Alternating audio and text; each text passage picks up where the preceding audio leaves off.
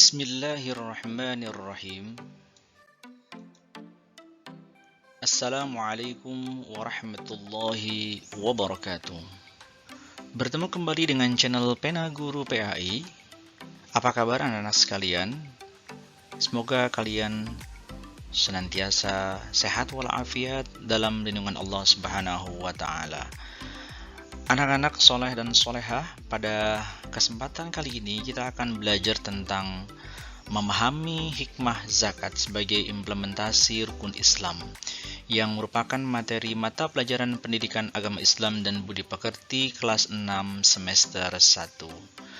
Sebelum mulai belajar, mari kita berdoa semoga Allah Subhanahu wa taala memberikan kepada kita kemudahan dalam pemahaman dan ilmu yang kita pelajari pada hari ini tentang zakat, berkah dan bermanfaat buat kita semua.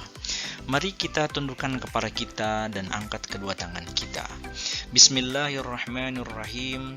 Raditu billahi rabba wa bil islami dina wa bi muhammadin nabiyya wa rasula. Rabbi zidni ilman warzuqni fahman.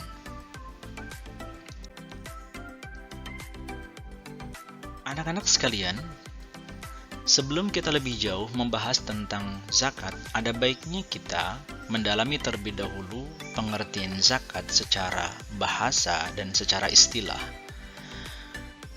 Zakat secara bahasa artinya adalah tumbuh, bertambah, berkembang, dan suci. Maknanya adalah orang yang berzakat, maka hartanya akan tumbuh, akan bertambah, akan berkembang, ya, dan bersih dari hak-hak orang lain atau fakir miskin. Jadi anak-anak sekalian, Allah Subhanahu wa taala menjamin setiap harta yang dikeluarkan zakatnya pasti akan bertambah, pasti akan berkembang, dan yang pasti suci, bersih dari hak-hak fakir miskin di dalamnya. Sedangkan menurut istilah, zakat adalah mengeluarkan sebagian harta kepada yang berhak menerimanya apabila sudah mencapai nisab. Nisab adalah kadar atau ukuran dari harta yang dizakati. Jadi anak-anak sekalian, zakat itu bertujuan membersihkan harta yang kita miliki, ya. Tujuannya adalah agar kita mendapat keberkahan dari yang maha pemberi rezeki, yaitu Allah Subhanahu wa ta'ala. Jadi jangan khawatir ya, kalau kita mengeluarkan zakat, itu akan semakin berkurang harta kita. Tapi Allah Subhanahu wa ta'ala menjamin, ya, la in syakartum la azidannakum wa la in kafartum inna azabi lasyadid. Ya, barang siapa yang bersyukur kepada Allah dengan mengeluarkan zakatnya, insya Allah Allah akan tambah nikmatnya kepada orang-orang yang demikian.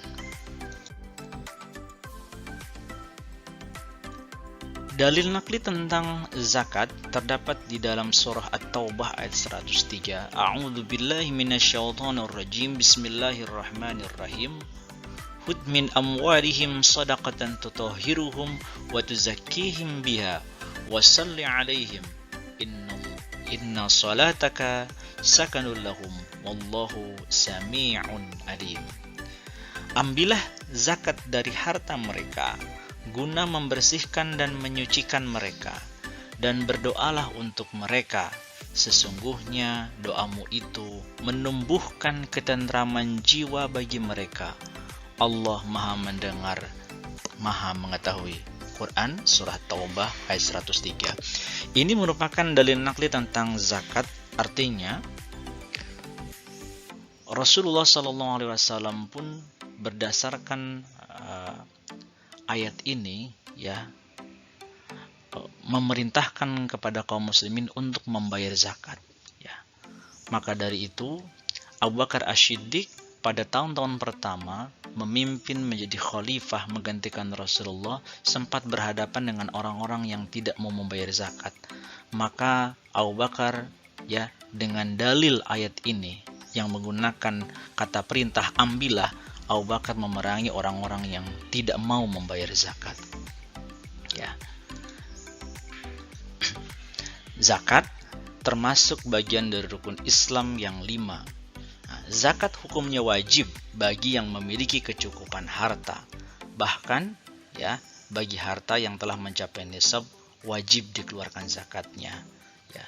Banyak manusia yang kadang berpikir hartanya adalah hasil dari jerih payahnya.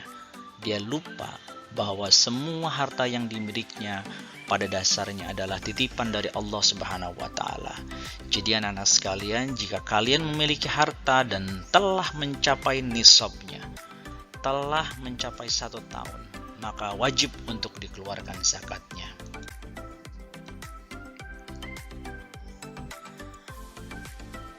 Macam-macam zakat. Ya. Zakat terbagi menjadi 2, yaitu zakat fitrah dan zakat harta. Zakat fitrah adalah zakat yang diwajibkan atas diri setiap muslim dan orang-orang yang nafkahnya menjadi tanggungannya jika ia mampu menunaikannya. Sedangkan zakat harta adalah zakat yang dikenakan kepada harta seseorang yang telah memenuhi syarat dan ketentuan yang telah ditetapkan oleh hukum Islam. Zakat fitrah yang diwajibkan dikeluarkan oleh setiap muslim pada bulan suci Ramadan adalah berupa makanan pokok sebanyak 3,5 liter atau 2,5 kg. Nah, para ulama, anak-anak juga membolehkan membayar zakat fitrah dengan uang senilai makanan pokok tersebut. Ya, tapi berdasarkan hadis Rasulullahnya, zakat itu menggunakan makanan pokok. Untuk di Indonesia, karena makanan pokoknya beras, ya, maka orang-orang mengeluarkan zakat fitrah dengan beras. Tapi dengan uang pun boleh senilai beras tersebut. Ya.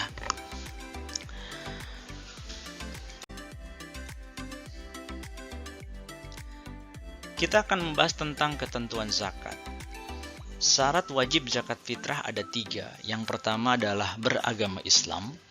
Yang kedua, lahir atau hidup sampai terbenamnya penghabisan bulan Ramadan. Jadi jika ada bayi yang lahir pada pukul 5 sore, ya, di bulan Ramadan, tepatnya tanggal 30 Ramadan, ya, atau 29 Ramadan, maka dia wajib dikeluarkan zakatnya. Karena batas, ya, waktu dalam Islam dengan menggunakan kalender Hijriah itu adalah waktu maghrib. Jadi ketika dia lahir, ya,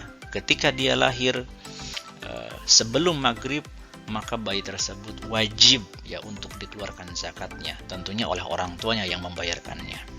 Yang ketiga adalah memiliki kelebihan harta untuk dirinya maupun keluarga yang menjadi tanggungannya. Bahkan ulama mengatakan kelebihan harta untuk dimakan esok hari, yaitu pada hari raya Idul Fitri.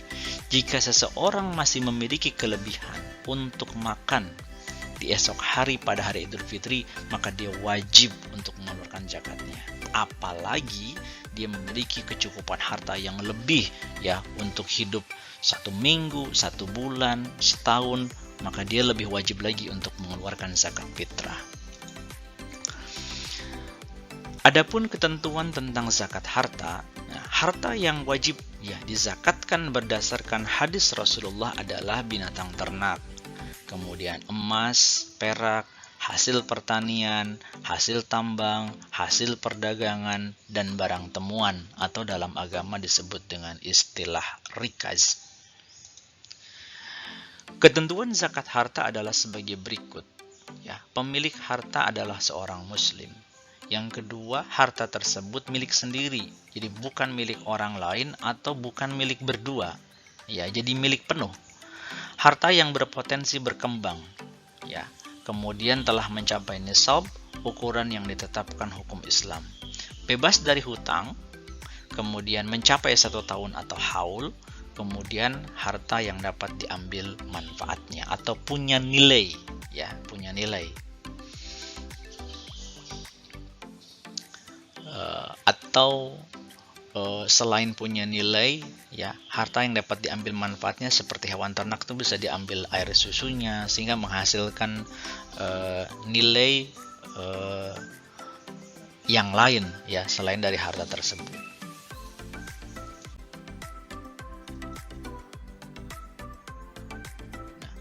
Kita akan membahas sekarang ketentuan zakat harta, ya, tentang nisab, tentang haul, dan berapa zakat yang harus dikeluarkan dari setiap harta-harta yang wajib dizakatkan, yang tadi sudah Bapak jelaskan.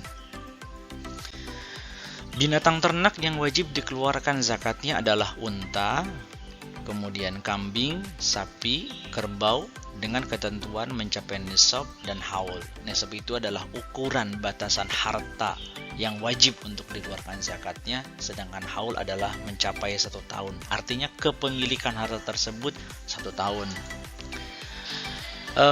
Unta itu nisabnya adalah 5 ekor, ya. Kemudian sapi kerbau 30 ekor, sedangkan kambing 40 ekor. Untuk zakatnya kalian bisa lihat di sana, ya. Ketentuannya untuk unta 5 ekor, maka zakatnya adalah 1 ekor kambing umur 2 tahun. Sapi 30 ekor, itu adalah 1 ekor sapi atau kerbau umur 2 tahun. Sedangkan kambing, ya, apabila seseorang telah memiliki 40 ekor, maka zakatnya adalah 1 ekor kambing umur 2 tahun lebih. Emas dan perak yang telah mencapai nisab dan haul, ya, nisab emas adalah 94 gram, sedangkan perak adalah 624 gram. Zakat yang harus dikeluarkan untuk keduanya adalah 2,5%, ya. Sedikit sekali ya, Nak, ya.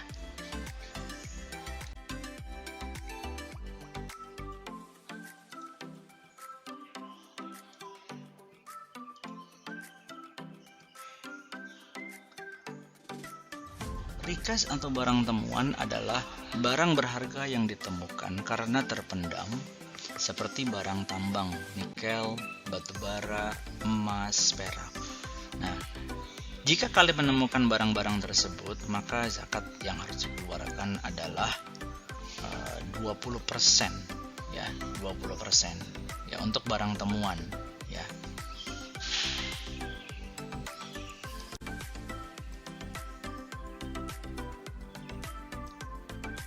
Orang yang berhak menerima zakat berdasarkan surah At-Taubah ada 8 golongan. Yang pertama adalah fakir, yaitu orang yang tidak memiliki pekerjaan tetap untuk memenuhi kebutuhan hidupnya. Miskin adalah orang yang memiliki pekerjaan tetap namun tidak mencukupi untuk kebutuhan hidupnya. Yang ketiga, amil adalah orang yang terlibat dalam mengumpulkan dan membagikan zakat. 4, mu'alaf, orang yang baru memeluk agama Islam. 5, rikob, yaitu hamba sahaya, orang yang hidup dalam kekuasaan tuannya. 6, gorim, orang yang memiliki banyak hutang untuk keperluan hidup keluarganya. 7, sabilillah, orang yang berjuang di jalan Allah. 8, ibnu sabil atau musafir, yaitu orang yang sedang dalam perjalanan untuk kebaikan. Itu adalah 8 golongan yang berhak menerima zakat fitrah. Untuk yang nomor 5 mungkin untuk saat ini sudah tidak ada ya anak-anak ya, karena itu adalah keberadaannya pada saat zaman Rasulullah SAW diutus sebagai Nabi dan Rasul. Kita masuk ke pembahasan yang terakhir, yaitu hikmah zakat. Ada 5 hikmah zakat setidaknya. 1 adalah menolong kaum du'afa. Ya, dengan adanya zakat dari orang-orang yang mampu, menolong orang-orang du'afa, sehingga mereka mungkin bisa mengembangkan dari zakat yang diterimanya untuk modal, ya, untuk menopang hidupnya, ya, untuk membantu kehidupannya yang penuh dengan kesulitan. Yang kedua adalah membersihkan diri dari sifat kikir. Orang yang senang berzakat insya Allah akan membersihkan dirinya, menjauhkan dirinya dari sifat kikir, dan akan memiliki pemikiran yang luar biasa bahwa harta itu adalah titipan dari Allah Subhanahu wa Ta'ala.